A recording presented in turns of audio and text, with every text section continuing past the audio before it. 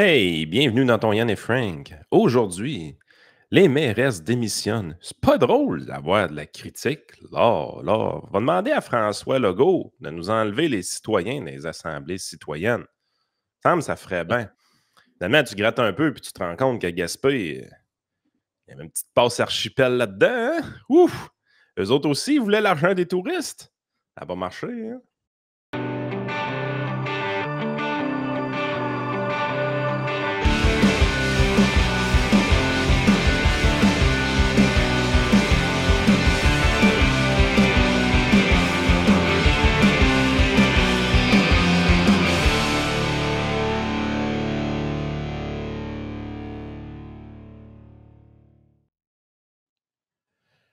Écoute, Yann, je pense qu'un des plus grands mensonges des dernières années est en train de s'écrouler devant nos yeux. Et Ça peut c'est. lequel, là? C'est parce qu'il y en a plusieurs. Là. Oui, oui, oui, il y en a plusieurs. Mais tu sais, hier, on en a parlé, on est revenu là-dessus un peu brièvement. Mais bon, quand on a fait le debriefing du débat Trump-Biden, en fait, le débat. Trump a parlé, a livré ses lignes, puis il y a un monsieur à côté qui cherchait ses mots. Là. C'est essentiellement ça qui s'est passé. Et là, tout d'un coup, on a senti qu'il y avait un shift de paradigme. La révélation. En plein milieu du débat, ça a commencé après les 20-30 premières minutes. Là, tout d'un coup, le président a été révélé au monde entier. Et tout ce qu'on nous a dit qui n'était pas vrai dans les dernières années. Et tu sais, quand je vous disais, ça fait longtemps qu'on parle de ça, mais que c'était comme caché, là, ça fait, quand je dis longtemps, ça fait longtemps. Là. Ben, J'ai- caché. ben, Les geeks politiques sont au courant. Les gens qui s'informent à plusieurs sources d'informations étaient au courant. Mais quand on dit caché, c'est que les médias traditionnels faisaient semblant qu'il n'y avait pas de problème. faisait semblant qu'il n'y avait pas de problème. Joey avait fait jouer encore la semaine passée la clip de Joe Scarborough qui dit genre là, je m'en vais vous dire la vérité, puis fuck you si vous n'êtes pas capable de l'entendre. Le Biden qu'on a, c'est le meilleur qu'on a jamais eu. Il n'a jamais été aussi intelligent puis puissant qu'aujourd'hui, puis là, etc., As-tu etc. écouté le Joe Rogan qui écoute cet extrait-là puis Ah, qui se c'est part à magique. rire, C'est man? magique. J'ai aimé ton commentaire aussi où tu disais vous voulez voir, vous voulez savoir pourquoi les médias sont en train de crever. Ben, regardez cette clip-là, vous allez comprendre. On a des espèces d'activistes, finalement. Puis justement, je vais y venir parce qu'il y a un article On le répète, c'est les activistes qui sont dans les médias traditionnels qui créent un univers alternatif.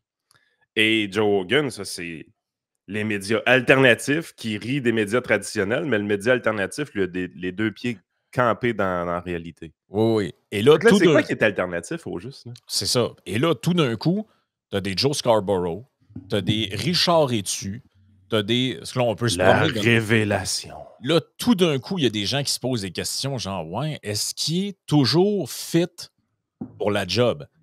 Et moi, je rappellerais, puis j'ai rappelé sur le Ça, c'est coup des que. gens qui analysent la politique américaine à Oui, tous les oui. jours. Et ce sont des gens dont on nous dit qu'il faut arrêter de s'abreuver de la désinformation de gens comme nous. Il faut lire des experts comme Normand Lester, Richard Etu. Ça, Les gens qui se sont hissés au statut d'expert parce que la population francophone du Québec est inapte à lire l'anglais. Disons-le. c'est à peu près ça. Normand Et Lester, man. quand tu fais des petites recherches, j'ai pas cherché loin. Sais-tu ce que j'ai fait? J'ai été sur Google, j'ai marqué 2020 Biden Mental Health Concern. Parce que je me rappelais qu'il y avait eu de quoi dans la campagne de 2020, mais je ne savais plus exactement c'était où. Et pour faire une histoire courte, Biden avait challengé Trump sur ses habilités, entre guillemets, physiques à se présenter à se représenter. Et Trump avait répondu on peut faire chacun un test cognitif. Et là, Joe Biden, qui est en entrevue, le clip n'est pas super important, là, mais il est en entrevue à l'époque à la BBC World News. Regarde, on est le 5 août 2020. Vous voyez la date en bas ici. Et il répond Why the hell will I take a cognitive test? Je sais pas. Et là, il dit dans le clip, là, je suis top shape, moi, il n'y a aucun problème. Et là, je m'amusais à lire les commentaires en dessous. Les commentaires, c'est pas beau, là. C'est vraiment pas beau, là. Et tu as des gens qui. tu as des gens qui disent déjà que ça paraît que le président, il y a des petits problèmes cognitifs. Là. Un qui dit Asking why is the first sign of Alzheimer. On s'entend, c'était le gros débat. Dans cette élection-là, je me rappelle que puis je me demande si c'est pas les démocrates qui avaient starté ça, justement. Ils essayaient de. Oui. He's really sad to watch. Where are his family? 5 août 2020. I won't vote for Trump, but I don't see how I can vote for this man. Why are we in this situation with no choice? En 2020. En 2020, tu as des démocrates qui commentent en dessous de l'entrevue qui disent je voterai pas pour Trump, mais comment je suis supposé voter pour ce monsieur-là qui a de l'air confus comme c'est pas possible? Ça, c'est en 2020, là. C'est il y a 4 ans. Là. C'est l'élection d'avant. Là. Et tu regardes n'importe quelle publication de genre, là, j'ai pris celle-là, là, mais il y en avait d'autres. Là. Tu sais, c'est rempli de gens dans les commentaires en dessous qui disent ouais, là, ça va pas super bien, là. Ça va vraiment pas super bien. On a un monsieur qui est en. Qui Tu sais, cherche. les démocrates avaient raison hier. Les hystériques un peu qu'on a passé, je pense, dans la partie Patreon. C'était assez débile, ce clip-là. Le montage que Joe a fait, c'était malade. Mhm. Mais ces démocrates-là avaient raison, dans un sens qu'ils disent là, moi, là, je suis prêt à voter pour une chaise vide. OK? Ouais. J'ai aucun problème à voter pour un kidam tant qu'il est démocrate puis tant que c'est pas Trump. OK? Mais là, à cause de Biden, à cause du fait que là, il a eu l'air vraiment cave en débat, à cause du fait qu'il ne veut pas partir, on fait juste parler de Biden. Le bug, c'est qu'on ne parle pas de. Là, il parlait les felonies de Trump, puis ses Oui, c'est tentatives. ça. Oui. C'était des vrais hystériques. Là. Mais il y avait un point. Si tu enlèves l'hystérie de tout ça, tu te dis Donald Trump fait pas une bonne campagne. Honnêtement, là, c'est assez tranquille la paix. Il n'arrive pas avec une tonne de propositions de politique intéressantes. Honnêtement, là, il y avait plus de slogans dans la campagne de 2016. Il y avait beaucoup plus de punch. Il était vraiment plus intense. Les réseaux sociaux, ils étaient plus intenses aussi. Oui, mais tu sais pourquoi? C'est que moi, je pense qu'il a raison de faire ça. Là, Ouais, en ce moment, il fait la meilleure campagne qu'il a jamais faite ou oui. presque. Parce que. Mais mon point, c'est que c'est exactement mon point, c'est qu'il ne fait pas une super bonne campagne. Il y a des démêlés avec la justice absurde, tout le monde s'entend, mais il y a des démêlés avec la justice quand même. Donc, tu sais, il y a toute la table est mise pour qu'il y ait une mauvaise presse, puis tu sais, c'est juste ça que les médias traditionnels démocrates veulent faire. Mais là, ils sont pognés à discuter de la santé mentale de Biden parce que clairement, ils sont plus capables de cacher l'éléphant dans la pièce. Et le drap ne fit plus sur l'éléphant. Là, c'est fini. Tout le monde le voit. Puis ils disent je préférerais avoir une chaise vide que Biden. Au moins, la chaise vide ne nous mettrait pas dans la merde. Ben, c'est ça. Sauf que là, là, ils sont. Comment je dirais ça? C'est parce que là, tout est en train de péter au grand jour. Là, ce matin, ça a été repris par Radcan, mais dans le New York Post, on nous disait White House admit Parkinson's expert has examined Biden, but says only for his annual physical. Donc, ça, c'est la grande histoire de la Maison-Blanche en ce moment, c'est de nous prendre pour des cons. Un annual physical, c'est un médecin de famille qui fait ça. C'est pas un spécialiste du Parkinson. Non, c'est ça. Et là, tu vois, Radcan reprend un peu la nouvelle en disant le médecin de Biden explique les multiples visites d'un neurologue à la Maison-Blanche. C'était pour son examen annuel. Il est venu 12 fois dans l'année, mais c'était pour son examen annuel. Ça. Donc là, on a un neurologue qui fait des in and out de la Maison-Blanche à tout bout de champ, mais c'est juste un hasard. C'est juste que c'est comme si c'était son médecin préféré ou je sais pas trop. Mais ça, c'est ce que on disait avec Karine Jean-Pierre. Ces gens-là sont en train de détruire la crédibilité de l'institution. À un moment donné, à force de mentir à tour de bras, que même CNN n'est plus capable de te défendre. Même MSNBC n'est plus capable de te défendre. Écoute, hier. C'est pas qu'ils veulent pas, là. C'est qu'à un moment c'est donné, il y a un déficit de crédibilité qui est immense aussi. Là. Mais ça l'attaque les institutions parce que ça fait augmenter le cynisme dans la population. Carrément. Et là, hier, j'ai vu une publication sur Twitter qui m'a fait rire. C'est quelqu'un qui retweetait un clip de CNN puis qui disait, je vais te le retrouver parce que c'est trop drôle la manière dont elle le dit. Il dit, je vais vous le traduire en français. Il dit « Je ne peux pas croire que ce que je vois est réel. CNN diffuse désormais les clips humiliants de Biden qu'il considérait il n'y a pas longtemps comme des cheap fakes. Imaginez être un téléspectateur de CNN lorsque votre animateur préféré qualifie Biden de non-coherent. » Et là, ils reprennent la clip. Donc, ça jouait sur CNN hier. Hier, Jake Tapper sur CNN faisait jouer et commentait la clip de Biden qui dit qu'il est fier d'être la première femme noire vice-présidente des États-Unis. Imaginez un auditeur de CNN qui regarde Jake Tapper puis pour une fois, il dit la vérité. Il va faire une syncope. Mais c'est parce que, tu sais, ils ont eu le go, là, dans le sens que quand on dit c'est concerté, c'est qu'à un moment donné, ces journalistes-là sont tellement jaunes, sont réellement jaunes, là. Sont incapables de prendre une décision par eux-mêmes, sont incapables. Il n'y a personne qui est motivé à dire la vérité à la population, là. Ils sont tous très confortables dans le mensonge.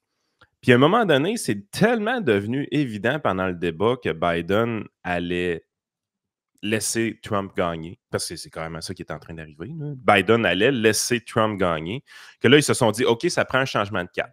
Ils ont vu certains leaders démocrates commencer à sortir, puis commencer à dire, là, ça prend un changement. Et là, ils se sont soudainement sentis libérés en se disant, ben là, enfin, quelqu'un le dit. Enfin, moi aussi, je peux le dire. Man, il n'y a personne qui a du courage là-dedans, là. C'est des jaunes, c'est des pissous, c'est des gens qui mentent pour se maintenir en poste. Ils n'ont aucun courage de conviction et ils n'ont aucune capacité à exprimer une idée qui est réellement la leur. C'est...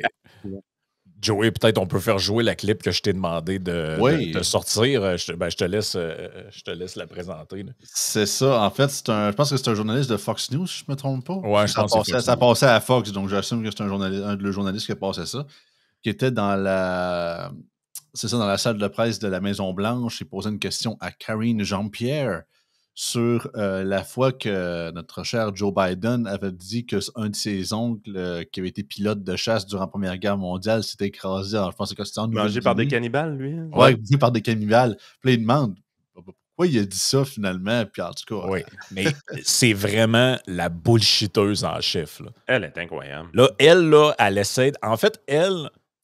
T'as un party de Noël chez vous, puis il y a un de tes oncles qui sort nu de la salle de bain, puis qui est en état d'ébriété, puis là, tout le monde est comme, ben, Richard, retourne t'habiller, là. Puis t'as ma tante qui est comme, non, tout est correct, là, regardez ailleurs. Elle, c'est ça qu'elle fait. Ouais. Qu'est-ce que vous dites là? Il est habillé. Ouais, qu'est-ce que vous dites là? Il y a tout son linge chez vos yeux qui sont pas corrects. C'est ça que ça fait les diversity hire. Fait qu'on y va. Why is President Biden saying that his uncle Bosie was eaten by cannibals? The president had a emotional and I think a symbolic moment. He had an opportunity as president to honor his uncle's service in uniform. Why is President Biden saying he was shot down? There's no evidence of that.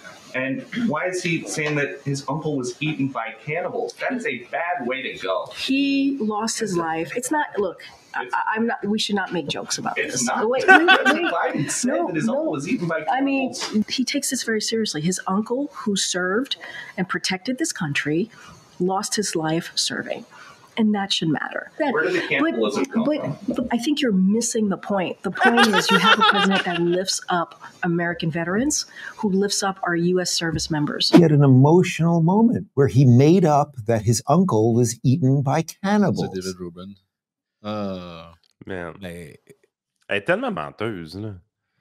Puis, hey, ça, je me rappelle, la première fois qu'elle est venue, c'était Jen Pinsky, la rousse. Ouais, Jen Psaki, rendue à MSNBC, là, son émission à cette heure. Puis, tu sais, c'était bizarre parce qu'elle était quand même solide sur ses deux pieds. Puis, quand il avait mis Karine Jean-Pierre, je la trouvais tellement pas bonne, là. Ah non, elle était shaky. Non, ils l'ont engagée juste... Elle shakeait, puis tu sais, elle l'avait pas pantoute. Mais tu la revois, c'est quoi, 2 ans plus tard à peu près? Puis là, elle est vraiment solide sur ses 2 pieds. Puis là, elle ment avec beaucoup de confiance. Là. Puis là, t'es là, tu Oui. dis, aïe, aïe, qu'est-ce que ça fait, la politique, aux gens? Tu sais, Oui. c'est quelqu'un qui a été mis là pour plein de raisons de diversité. Là, on s'entend, là, elle était oui. noire, elle était lesbienne, blablabla. Elle cochait plein de cases. Fait que c'était Haïtienne. la raison pourquoi elle était là. Ouais. Mais elle était pas bonne. Elle était vraiment pas bonne. Mais elle est devenue bonne parce que son niveau de confiance a monté. Mais c'est l'affaire, c'est que son niveau de confiance a monté, mais son niveau de corruption aussi. Là. Tu sais, je veux dire, son esprit est vraiment rendu tordu, est tellement rendu menteuse. T'es là, comment tu fais pour mentir avec autant de confiance? C'est hallucinant. Là. Ben oui. Mais tu sais, là, le problème, c'est que les langues se délient. C'est ça l'histoire, c'est que c'est le plus grand mensonge qui est en train de se dévoiler. Et là, tout d'un coup, tout le monde fait comme s'il avait toujours su. Ouais. Et là, Et là, on a même le creep en chef qui s'en mêle. Donc, Stephen King lui-même, qui nous dit... Elon Musk. qui nous dit Joe Biden has been a fine. Joe Biden a été un bon président, mais là, c'est le temps pour lui, là, pour l'intérêt supérieur des États-Unis, qui aime, d'annoncer qu'il ne se représentera pas comme président. Et ça a été vu. Là, ça, c'est le screenshot que j'ai fait hier, 4 millions de vues. Il nous est rendu à plus que ça aujourd'hui. Donc, ça, c'est rendu que Stephen King appelle à Biden à démissionner ou en tout cas pas se représenter. Et là, je l'ai mis quand même parce qu'on avait le meilleur commentaire en dessous avec Elon Musk qui répond « Even Stephen King is voting for Trump ». C'est quand même assez délicieux comme commentaire. Tu vois, le plus loin qu'ils sont capables d'aller, là, il a été bon, là, mais là, c'est le temps de partir. Pour qu'un démocrate fasse ça, là, je veux dire, faut vraiment qu'il soit rendu dans une position qui n'a aucune chance que ça fonctionne. Et là, les médias, je termine avec ça, sont willing de nous dire « Ah ben voici comment ils nous ont caché tout ça ». Oh, grâce à vous, hein? Oui, c'est ça. Merci au débat de nous avoir permis de vous dire comment ça fait 1 an et plus qu'ils essayent de nous cacher tout ça. Donc, un long dossier du Wall Street qui dit comment le cercle restreint de Biden a travaillé pour garder secret les signes du vieillissement. Il n'y avait rien de secret là. Ils savaient tous, les crosseurs. Et là, on nous a dit, regarde, ces assistants-là, ils ont tout contrôlé de A à Z. De 1, le moins de voyages possible. Pas de conférences de presse, les apparitions publiques très courtes et scriptées. Ouais, mais on savait tout ça déjà, là. Oh oui, mais ce que je veux dire, c'est que là, eux, ils l'avouent, là. Ouais, mais... Ça, il y a 3 semaines, tu peux pas lire ça dans le journal, un ils article qui explique que son que mais en ils se gros, mettent en position de victime. Ouais, mais c'est pas de notre faute, on a été manipulés. Hey, fuck you, tu faisais partie du jeu. Oui, et là, on dit là-dedans, là, c'est drôle parce que dans l'article, on parle de ces gens-là, les spineux qui sont autour de Biden. Ouais. C'est toute la faute des spin doctors. Mais ça a l'air qu'ils ont capoté pendant le débat. Parce que là, eux, là, ça faisait 1 an et plus. Et pourquoi 1 an? Je vais y venir dans un instant avant qu'on passe à l'autre sujet.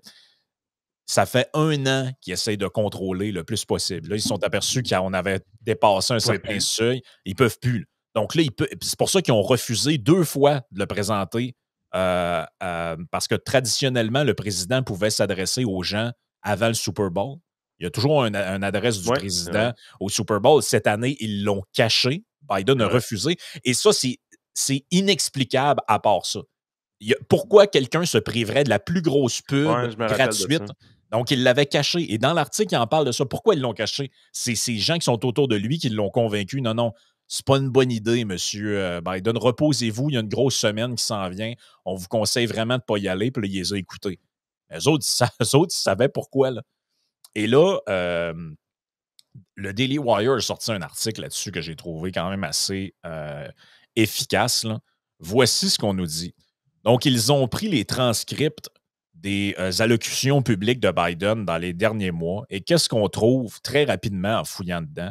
Ces erreurs de langage.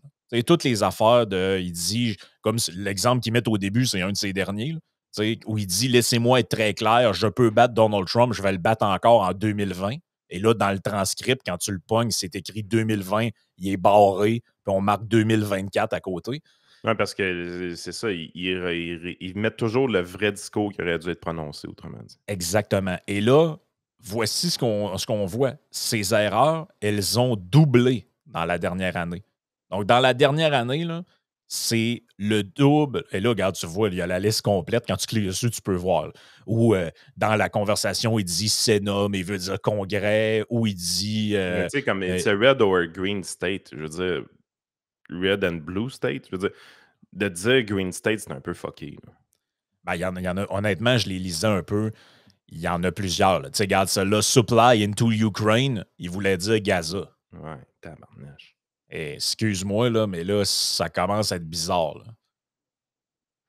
Tu sais, souvent, puis ça, c'est, oubliez pas, c'est la plupart des speeches qu'ils donnent, il y a un téléprompteur. Là. Ben, ça aussi, il en parlait dans le dossier du Wall Street. Donc là, c'est. Regarde, tu le vois, là, regarde, c'est un en arrière de l'autre, les documents. Là. C'est barré partout. Mané, c'est ça, il dit un autre 2000 en tax cut. En fait, c'était, entre parenthèses, 2 trillion. OK, dans le débat, quand il s'est mélangé, qu'il y avait 1000 trillionnaires, finalement, il a dit billionnaires, mais il s'est déjà fourré avant en disant qu'il y avait 100 billionnaires, finalement, c'était 1000 billionnaires. Fait que, il y a de la misère avec cette stat-là. Il devrait la laisser tomber, je pense. Oui, il devrait laisser. Et là, regarde, c'est épouvantable. Tu lis c'est des pages et des pages d'erreurs. Tu vois, regarde celle-là, un classique, là, Mitterrand, entre parenthèses, Macron. Puis là, il se trompe de nom à tout bout de champ. From Germany. I mean, oui, from c'est France. ça. Mais le pire, c'est que, tu sais, l'affaire, c'est qu'à toutes les fois qu'il y a un clip qui sort sur les réseaux sociaux avec une de ces erreurs-là, tu as toujours l'armée de petits trolls, gardiens du temple qui arrivent et qui disent, ben là, franchement, tout le monde fait des erreurs de langage. Qu'est-ce que vous dites là? C'est le même depuis un bout. L'affaire, c'est ce que j'aime de ce qu'ils ont fait, c'est de dire, non, regarde, on comprend que tout le monde peut avoir la langue qui fourche. Pas de problème avec ça. Seule affaire, c'est qu'on va y aller de méthode quantitative. On va dire combien il y en a en 2022, combien il y en a en 2023, combien il y en a en 2024. On va comparer. Puis on va voir s'il y a un trend ou pas. Il y a clairement un trend. Puis le trend, c'est que ça s'empire à vitesse grand V.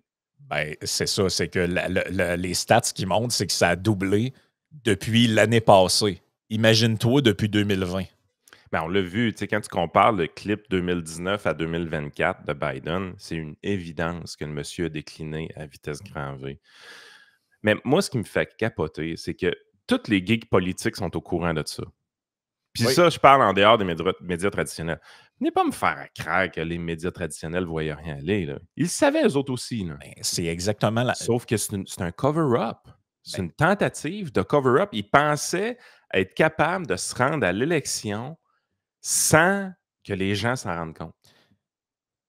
Ben, c'est la même affaire, mais là, c'est beaucoup plus important et beaucoup plus déterminant pour la suite des choses.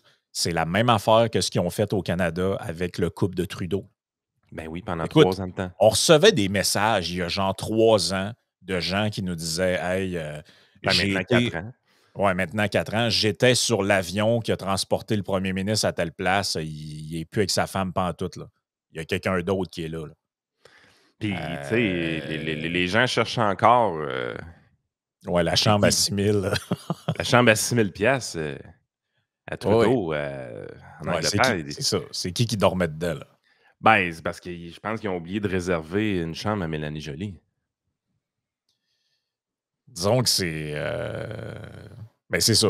Quand on dit la construction d'un narratif, là, en fait, la vraie question dans tout ça, c'est pourquoi les médias ont floché instantanément Biden suite au débat, de manière quasiment coordonnée, tout à grandeur. Ben, en fait, c'est qu'il y a des leaders démocrates qui ont un peu plus de couilles que les autres, puis qui ont fini... Il y en a un moment, je ne peux pas identifier c'est lequel en premier qui l'a fait, mais la journée que le premier couillon s'est levé pour dire « OK, c'est assez, moi j'arrête de me remettre ma crédibilité en jeu avec ça », ben, ça l'a libéré les autres couillons. Ouais. C'est de même ça marche, les médias. Malheureusement, les gens pensent que c'est concerté. Donc, il y a une tête dirigeante qui envoie un message. OK, là, on le largue. Le message se passe. Tout le monde se met à répéter le même message. Pas exactement comme ça. Ouais. Les médias, là, c'est fondamentalement, quand tu parles à un journaliste, tu dois comprendre 2 choses. Il n'est pas vaillant, il n'est pas intelligent. Ça, c'est les 2 choses les plus importantes à comprendre quand tu as un chroniqueur politique dans les médias traditionnels.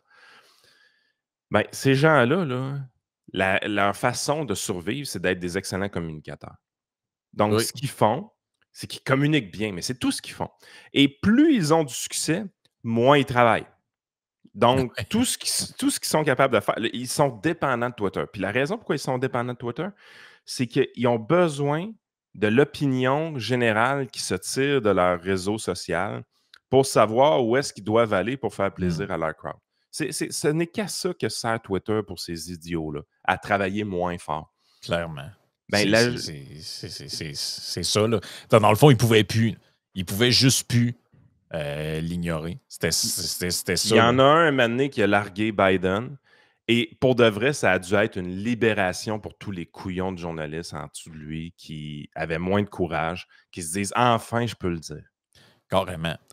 Écoute, revenons au Dôme quelques instants. Vous vous souvenez, il y a quelques semaines, cet article-là est sorti. La mairesse de Percé claque la porte. Cathy Poirier, donc c'est la dame ici, là, Sizer Cut, Haircut. Elle quittait la mairesse, la mairie, en dénonçant des attaques personnelles, un climat nocif. Et elle part avec une suggestion pour le gouvernement, éliminer la période de questions des citoyens aux séances du Conseil, qui sont devenues, selon elle, une période de vengeance. Une petite autoritaire. Donc, elle, comme France Elle pensait comme d'autres... Elle pensait que c'était un dictatorat pendant 4 ans, la journée que tu étais élu, c'est ça? Oui, exactement. OK. En tout cas, c'est ce qu'on comprend. Donc, son projet de redevance touristique a suscité l'ire d'une partie des commerçants qui étaient chargés de la percevoir. Hey, ça ressemble à Passe Archipel, ça? Oui, ben c'est pas mal ça, je te dirais. Là. En gros, de ce que je comprends, eux autres, ils voulaient une espèce de système.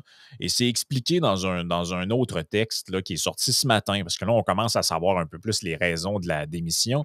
C'est que la Cour a invalidé leur truc en disant non, ce que vous voulez faire, c'est illégal. C'est une liberté de circulation des gens. Puis vous ne pouvez pas savoir qui est un touriste, qui n'en est pas, puis bon, etc., etc. Donc, on nous dit Percé abandonne son appel du jugement sur la redevance touristique. En l'absence de la mairesse de Percé, Cathy Poirier, le conseil municipal a voté en majorité pour abandonner le processus d'appel du jugement rendu par la Cour supérieure du Québec qui avait invalidé la perception de la redevance touristique. Donc, eux, ce qu'ils voulaient faire, c'était pas un peu, là, la redevance touristique. Là. Si tu vas dans un hôtel, tu te fais déjà taxer par le ministère du Tourisme. Puis lourdement, by the way. Dans les places normales, qu'est-ce qu'ils font avec les touristes? Tu penses qu'il y a beaucoup de touristes l'été. Qu'est-ce qu'on fait pour aller chercher l'argent dans les poches des touristes? Au lieu de les imposer des taxes. Tu sais quoi qu'ils font? Ils mettent un putain de casino. Okay? C'est ça qu'ils font. Ils mettent un casino. Puis ils ramassent la cash. Parce qu'eux autres, dans les places normales et civilisées, ils savent comment ne pas perdre d'argent avec un casino, by the way. Contrairement à nous autres. Là. Oui, c'est ça. On trouvait le moyen d'en perdre. Là. Mais là, eux, c'était pas un code QR avec un scan rétinien ou je sais pas quoi qu'ils voulaient faire. C'était une redevance de 1 $ pour chaque tranche de 20 $. 5 ça? Prélevée chez les commerçants. Hey, 5 de taxes supplémentaires. Tabarnache! Le conseiller municipal Michel Rail a initié cette résolution municipale qui a reçu 5 appuis et essuyé un vote contre. Outre la mairesse Cathy Poirier, les conseillers municipaux Jonathan Côté étaient aussi absents de la rencontre. Il a précisé que l'idée n'est pas d'abandonner le concept d'une redevance, mais de donner le temps à la municipalité de s'asseoir avec les commerçants pour trouver la meilleure solution. Hey, fuck off, man. Tu rajoutes 5 de taxes aux commerçants. Qu'est-ce qu'ils font là? Et là, tu vois des images de la séance municipale, c'est rempli de citoyens qui sont là, qui ont des questions. Mais la mairesse démissionnaire, elle nous dit ce serait tellement plus le fun de pouvoir plumer les touristes qui viennent sans que les commerçants puissent venir s'exprimer au conseil. Parce que là ces gens-là, ils nous dérangent. T'sais, ça nuit au bon... C'est parce que moi, là, je veux implanter des affaires. Parce que ça, c'est la nouvelle version de la démocratie là, qu'on entend de plus en plus, c'est vous les avez élus, donc ils font ce qu'ils veulent, ces gens-là. Là, t'es comme, dans une démocratie, là, la participation citoyenne, le fait de consulter les gens, de faire des référendums, normalement, c'est supposé d'être partie intégrante. Une démocratie saine et en santé, c'est pas juste ben regarde, je te donne le choix entre les deux tapons qu'il y a là, vote pour un ou pour l'autre, puis après, lui, il fait tout ce qu'il veut sans consulter personne. Ça, c'est pas, ça, c'est pas une démocratie, ça. Tu sais, je veux dire, ils sont pas faits solides. À un moment donné, tu arrives, tu veux implanter une idée de marde. Tu as le droit d'avoir des idées de marde, là. Tu as le droit aussi de changer d'idée. Je veux dire, tu as eu une idée de marde, taxe de 5% dans la province la plus taxée au monde. Là, tu sais, un moment donné, là. Slacker un peu, là. Hey, c'est 5% de taxe, c'est gros, là. Ah, c'est juste $1 par tranche de vin. C'est 5%, c'est d'épais. Arrête, lâche-moi le $1 par tranche de vin, esti. Non, puis tu sais, toute l'histoire du tourisme, là, moi, j'ai juste une chose à dire à ces gens-là. Profitez des touristes pendant qu'ils sont là, OK? Ouais. Parce que moi, dans les endroits que j'ai pu visiter, là, j'ai entendu 2 affaires, OK? Il n'y a jamais personne qui se dit ici, il y a assez ou c'est correct. Là. Il n'y a jamais personne qui est satisfait du tourisme, OK? Savez-vous ce que tu entends? Tu entends 2 discours. Ceux qui disent qu'il y en a trop, puis ceux qui disent qu'il n'y en a pas. Fait que quand tu vas dans des endroits populaires, là, qui sont au goût du jour en ce moment, là, genre tu vas à Dubrovnik, en Croatie, ben là, les gens, là, ils trouvent qu'il y a trop de monde parce qu'on est encore dans un genre de hype Game of Thrones. Les gens vont voir Dubrovnik puis ils disent hey, c'est vraiment cool, c'est ici que ça a été tourné, tout ça. Dans 15 ans, il n'y aura peut-être plus un crise de chat là. Puis savez-vous ce qu'ils vont faire, les gens? Ils vont dire hey, mais dans le temps, là, on avait des restaurants partout, il y avait une vie économique. Ben, c'est ça.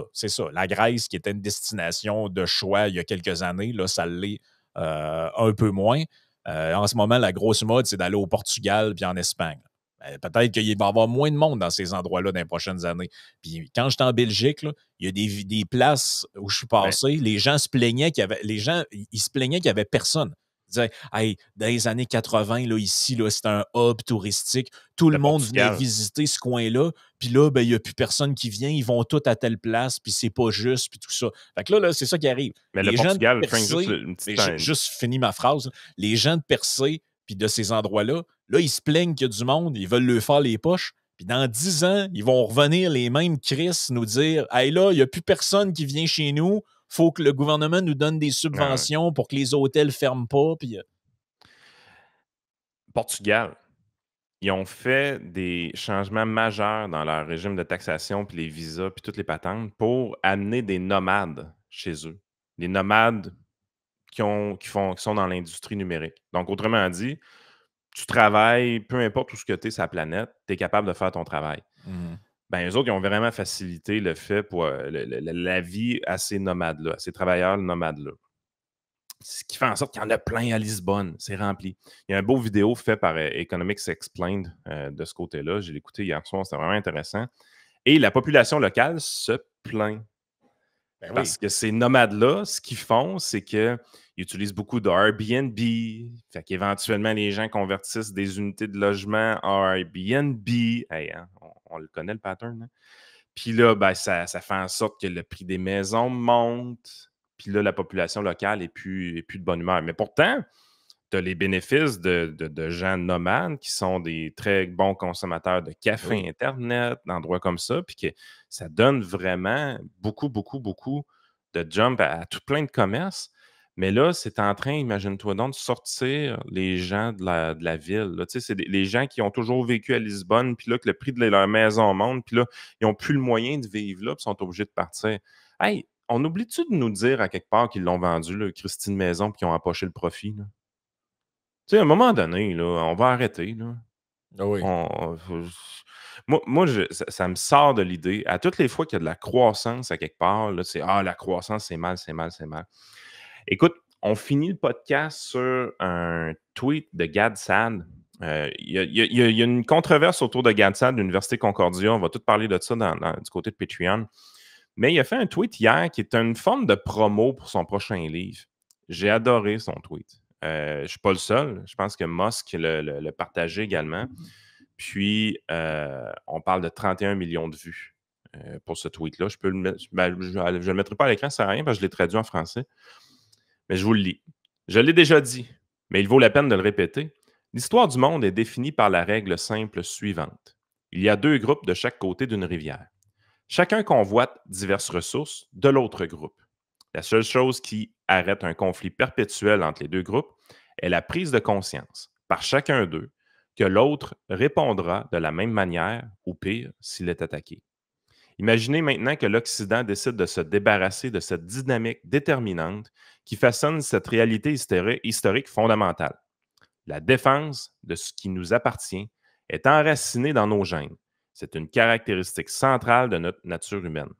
Mais l'Occident a dit que nous sommes si progressistes, si empathiques, si éclairés que nous ne sommes pas limités par la biologie pédiatrique. Par conséquent, nous ne défendrons pas notre culture, nous ne défendrons pas notre héritage, nous ne défendrons pas notre religion, nous ne défendrons pas nos femmes, nous ne défendrons pas nos enfants, nous ne défendrons pas nos valeurs. Selon nos dirigeants occidentaux, seuls les barbares se soucient de ces préoccupations défensives. Nous sommes ouverts, tolérants, gentils, compatissants, accueillants. Aucune preuve ne peut nous convaincre que d'autres groupes pourraient nous faire du mal. C'est pourquoi nous faisons un lavage de cerveau à nos enfants qui deviennent nos politiciens. Nous nous réjouissons du viol de nos sociétés parce que cela prouve que nous sommes bienveillants. C'est un mélange de ce que j'ai évoqué dans The Parasitic Mind et de ce que je présenterai au monde dans mon prochain livre, Suicidal Empathy. Franchement, je suis à court d'optimisme, je suis dénué d'espoir, je me bats tous les jours au prix de grands sacrifices personnels et professionnels, mais comment pouvez-vous changer quoi que ce soit lorsque votre société est déterminée à commettre un suicide organique? J'ai vraiment beaucoup aimé son tweet. Mhm. Je pense que je suis pas tout seul. Non, je pense que t'es pas tout seul. Fait que, avec tout ça, on s'en va sur Patreon. On va discuter justement de tout ça. Ça met la table à la discussion qui s'en vient. Il reste à peu près 1 heure de show. On vous invite à nous rejoindre. Il y a une semaine gratuite, patreon.com/isénéchal. Si vous voulez l'essayer avant. Sinon, abonnez-vous. On a vu plusieurs gens s'abonner au forfait de 10 $ hier pour aller chercher toutes nos actifs. Les gens, nos archives plutôt. Les gens manquent de stock. Pour l'été, allez en chercher. Il y en a du contenu. Vous allez pouvoir vous gâter.